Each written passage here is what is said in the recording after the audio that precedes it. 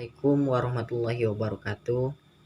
Baiklah, pada kesempatan kali ini saya akan menyampaikan hasil hafalan saya untuk memenuhi tugas salah satu mata kuliah, yaitu mata kuliah Manajemen Keuangan 1 dengan dosen pengampu Ibu Dinda Genta Wicara SEMM mengenai likuiditas, solvabilitas, dan rentabilitas. Yang pertama, likuiditas. Likuiditas merupakan kemampuan suatu perusahaan untuk memenuhi kewajiban finansialnya setiap saat. Ada dua kewajiban yang harus dipenuhi oleh suatu perusahaan, yaitu yang pertama, kewajiban melunasi hutang-hutangnya pada saat ditagih, atau likuiditas badan usaha. Yang kedua, kewajiban membiayai operasional sehari-hari atau likuiditas perusahaan. Likuiditas dapat ditentukan dengan current ratio dan quick ratio. Current ratio dapat ditentukan menggunakan rumus aktiva lancar dibagi hutang lancar. Sedangkan quick ratio dapat ditentukan menggunakan rumus aktiva lancar dikurangi persediaan dibagi hutang lancar. Yang kedua, solvabilitas. Solvabilitas sendiri merupakan kemampuan suatu perusahaan untuk melunasi hutang-hutangnya pada saat suatu perusahaan mengalami likuidasi atau dibubarkan.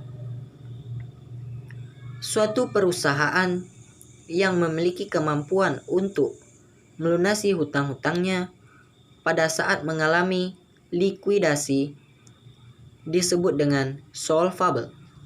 Sedangkan suatu perusahaan yang tidak memiliki kemampuan untuk melunasi hutang-hutangnya pada saat mengalami likuidasi disebut juga dengan insolvable.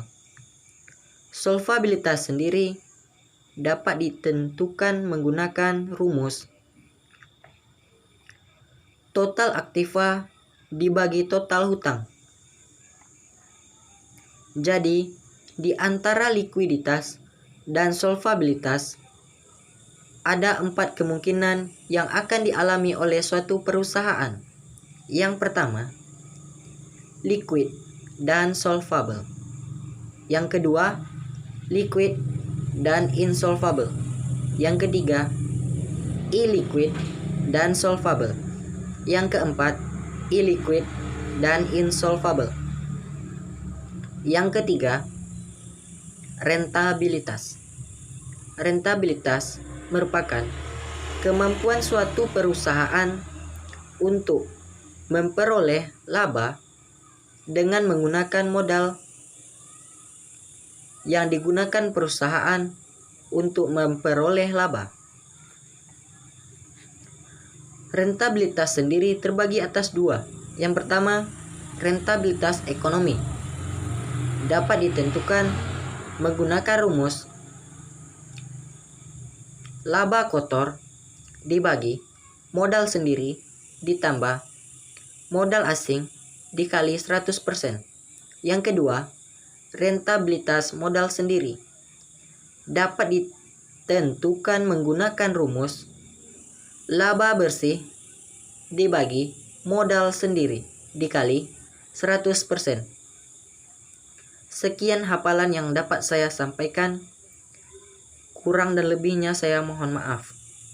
Wassalamualaikum warahmatullahi wabarakatuh.